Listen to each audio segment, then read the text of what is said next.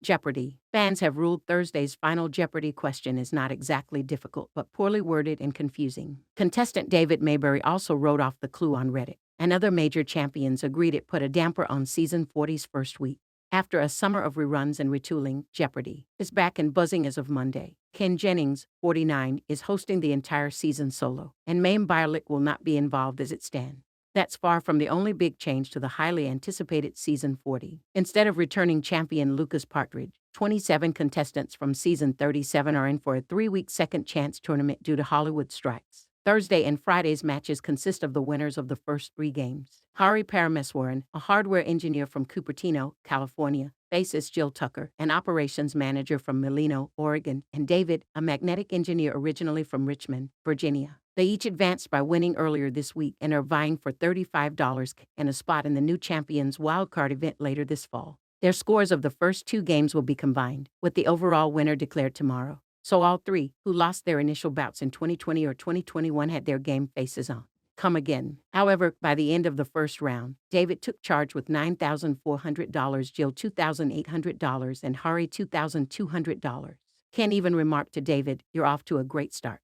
Double Jeopardy saw David get the most correct responses in by far, and he was leading the entire time. But both Jill and Hari got the daily doubles, staying in the running. By Final Jeopardy, David still led with $17,000, Jill had $13,600, and Hari had $9,600. Final Jeopardy under World Capitals read, in English, name of one of the 2 4-letter capitals with the same first and last letter, one in the N and one in the S hemisphere. The hard-to-parse clue was looking for either Oslo or Apia. Hari wrote Doha, which was incorrect, dropping $8,000 and leaving him with $1,600. Jill wrote Oslo, which was correct, and she jumped $6,000 to have $19,600. David revealed he started writing Lipson but only got to Lisle, seeming totally confused by the question. Did he think of Oslo? Ken asked, to which David somberly replied, no. He threw up his hands and dropped $10,272 to have $6,728, which even Ken admitted was a big loss. Legendary champion Ken assured that these scores will be added to the scores of tomorrow's games to determine our winner. However, it's now unlikely David will advance despite having the strongest performance, and people were not sold on the question after it aired. Fans and contestants agree it was bad. Reddit users voiced in an internet thread that the clue wasn't difficult but was phrased in a way that tasked the contestants with running through capitals one by one. One fan wrote, "Final Jeopardy confused me a bit." Another wrote, "I think it was the wording of the clue that threw them off."